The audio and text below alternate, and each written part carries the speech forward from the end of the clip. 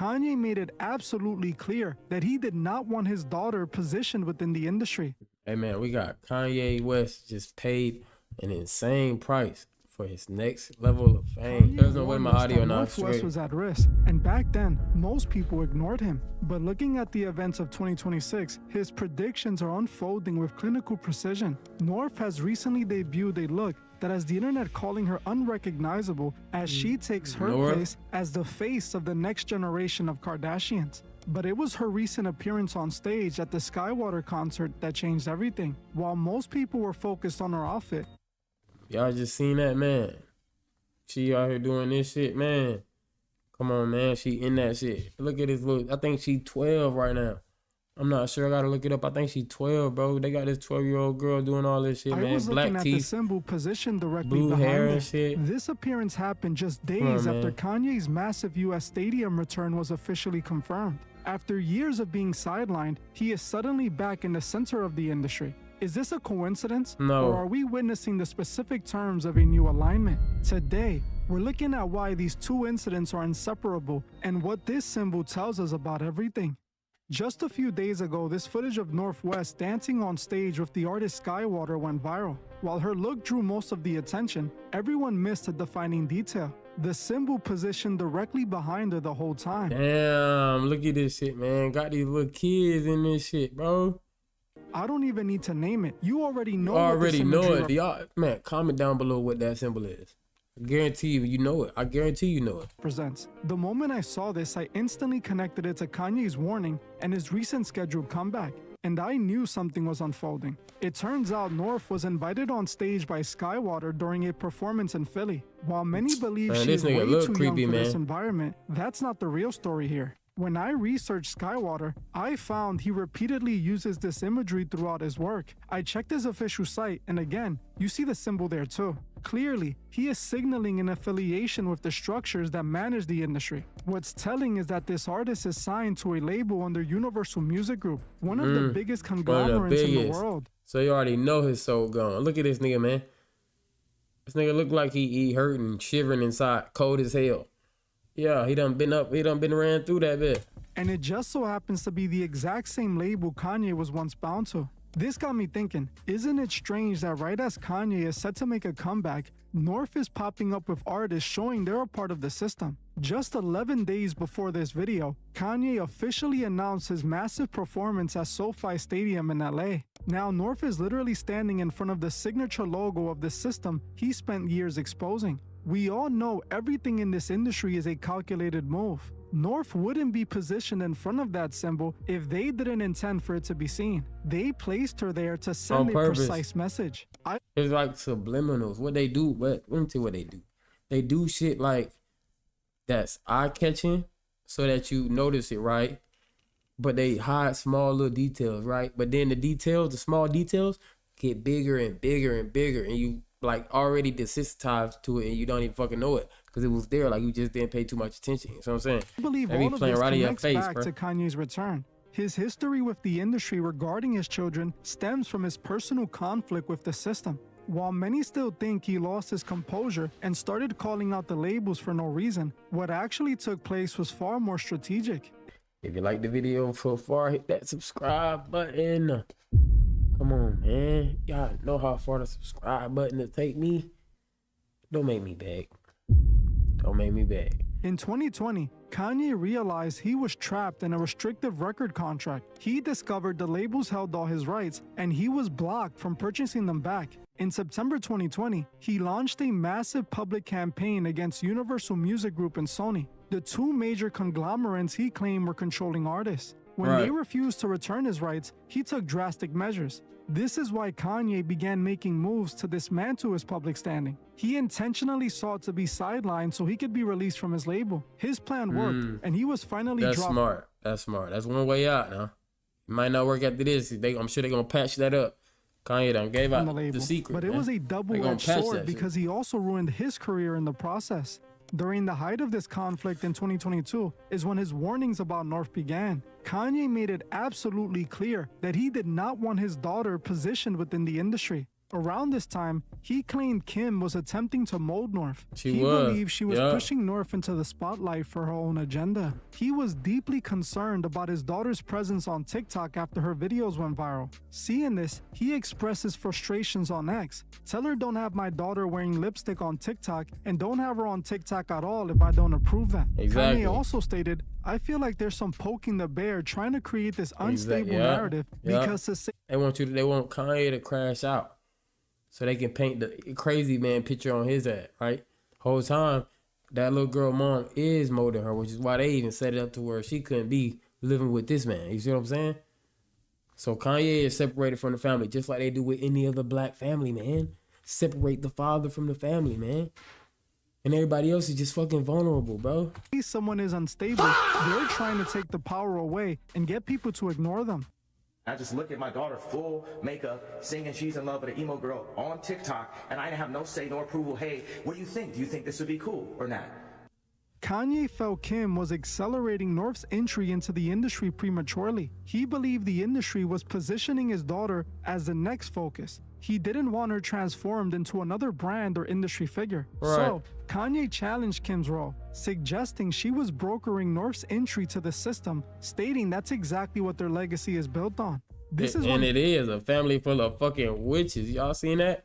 Kanye on, man. started accusing certain individuals and massive corporations of working to bypass his parental oversight. He believed they were trying to normalize her industry presence without his approval so they wouldn't need his consent for her professional representation. Kanye felt that because he escaped the system and exposed its inner workings, they were retaliating by shifting his relationship with his children. This is why he repeatedly spoke about them trying to distance him from his family. As time passed, Tell him what we I just started say, man. seeing the pattern Kanye was referring to. North began appearing in aesthetic choices that felt far beyond her years. She started collaborating Ice on Spice? social media Come on, with man. figures who many considered questionable influences. The Exactly. moment everything shifted was last year, when her image took a drastic turn What the fuck? towards a more industry-centric look. It was clear she was being aligned with a specific legacy. Oh, yeah. This made Kanye On some Playboy Cardi shit. vocal, Some dark and he emo didn't hold shit, back. man. He suggested that North was being directed into the same path her mother was forced into. Yep. The more Kanye challenged this, the more he was sidelined by the industry, to the point where a US return seemed nearly impossible. By 2025, Kanye's music career looked uncertain. His chances of a major comeback seemed to have vanished. I'm not gonna lie. I fuck with Kanye music and shit, you know? But, bruh, give it up, gang. Like, why are you even trying to rap again? Like, why are you trying to make a comeback, bro? You're grown as fuck, bro. Go do something else with all that money, man. What the hell? You don't want to own something? What? Go do something, nigga. Kanye, something, anything. What the hell are you trying to get back But into this towards shit the for, end bro? of the year, we saw a noticeable shift in his stance towards the industry. It all began after he met with representatives to He address part of his that prior shit, though, bro. controversial He in statements. the industry, At that bro. moment, fans were confused. He had looked like he wasn't backing down just a week before, but now all of a sudden, he was Exactly. ready to reconcile. Exactly. Come on, man. They didn't just play like they getting victimized and shit just because it ain't going their way right now. But whole time they still part of the whole scheme. They still part of the scheme, No bro. one knew what to make of it, but soon the timeline started making sense.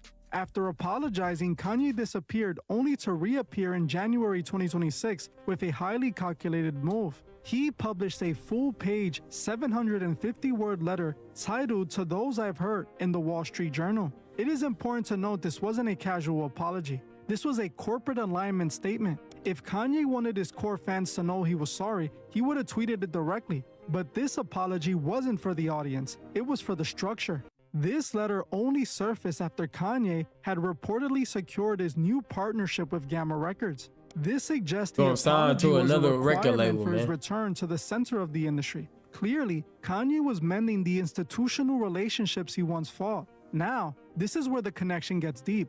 Kanye wasn't the only one who joined this new platform. His daughter, Northwest, also secured a deal with the same company. Now, isn't that a Damn. coincidence? It's not. Gamma is currently led by Larry Jackson, who was a high-level executive at Universal Music Group, the very conglomerate Kanye went to war with for years.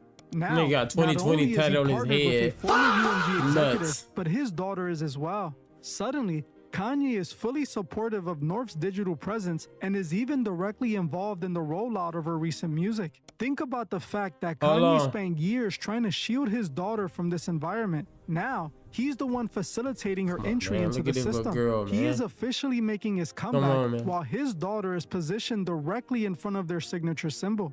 To me, the picture is clear. Kanye decided to align with the new terms of the game. North's entry into the industry was a primary requirement for this return. These two events are not random. The fact that they are both partnered with the same label proves this is all calculated. Like I mentioned earlier, there's no coincidence. He just wanted to deal with his daughter. So I'm sure he did sign the deal. See, he got to be a part of it. That's probably the only problem he had in the first place, was I ain't a part of this shit. So, bro, like, come on, Kanye. The UMG umbrella as well. North is signed to a former high-level UMG executive. Her team likely facilitated the connection between the two. That is how she ended up on that stage with that symbol behind her. The message behind this was clear. The structure officially won. Not only did they bring Kanye back into the fold, but they also secured the next generation of the West and Kardashian legacy. And that's what they want to do. And then they going to use her to get the rest of the youth to join this fucking train. It's simple. Are we not catching on to they shit? Yeah, like, bro, come on, bro. They doing this right in front of our face, bro. Like, come on, bro. Kanye is with they ass. What the hell going on? Surprisingly, this time Kanye did not speak out against his daughter being in these environments. Right, of course not. Before, he'll get in trouble. He'll get a spanking. First person to vent on social media. What's wrong with Kanye? But today, he has nothing to say. I think it's not just because of his new deal, but because the original stance was a strategic maneuver. North's entry into that world was almost inevitable. She is the daughter of two of the biggest figures in the industry. I believe Kanye simply did not want the system to control her before he could secure his own position. Kanye has been integrating North into the music scene for the last few years himself. He also placed her in adult environments when he invited her to his own events. Clearly, Kanye was comfortable with her being in the spotlight. He was looking for leverage to use against the conglomerate. Right. So he was tripping because he wasn't a part of it. That's what I'm saying. Lame man, I think now that he's back in the places, he has no issues with the arrangement. In fact, it looks like he's the one who finalized the deal. Just like he convinced the world that his conflict with his labels was about corruption, when in reality he simply wanted out of his contract, his issue with North's online presence might have been as simple as him not being the one to profit from it. Kanye knows exactly how to get his fans on his side. He knows how to mobilize you to fight for his cause. That is what all of this has been about. He wasn't trying to expose the industry, he was trying to break its rules. So he tells his fans the system is evil so they can fight his battles for him. He wanted to ensure he was the one with the final word in North's career, so he claimed they were taking her from him. It was a strategy designed to utilize the fans to back his own negotiations. Look at the timeline of the last few weeks. On March 11th, the announcement for Kanye's April 3rd SoFi Stadium show finally dropped. This is his first massive US homecoming in years. 10 days later, on March 21st, Northwest appears on stage in Philadelphia with Skaiwater, standing in front of the very symbol Kanye I don't even know what Skaiwater is, bro. about. I never heard of nigga This music, isn't bro. a series of random events. It's a sequence. The path back to that stadium was paved by that full-page apology in the Wall Street Journal back in January. That letter wasn't just words. It was a signal that the negotiations were that's what I'm saying. They publicly apologize. It's like waving the white flags to their fucking slave masters. No, master, don't spank me no more. No, I'll listen to your rules. What the fuck are you doing? Kanye's pissing me off, bro. You feel me? He's pissing me off. He's literally like selling his daughter's soul. He just wants to be a part of it. How do y'all feel about this, man? Y'all think Kanye sold his daughter, bro, to continue his levels of fame? Do y'all think he need to wrap this shit up, bro? He's old as hell. He's almost 50, right? I think this nigga's almost 50. Yeah, still trying to be in the spotlight. So I'm trying to be a rapper. Why? To lead you astray. Me astray. Can't fuck with me. My spirit is like, whoa. But I'm saying, to lead you astray. Nigga. Get your mind right, man. Let me know how you feel, because I don't know. I'm out. Yeah, I set my dreams to the blue sky. Put more focus to what I do and what I do not. Hocus pocus, they trying to figure out what you got.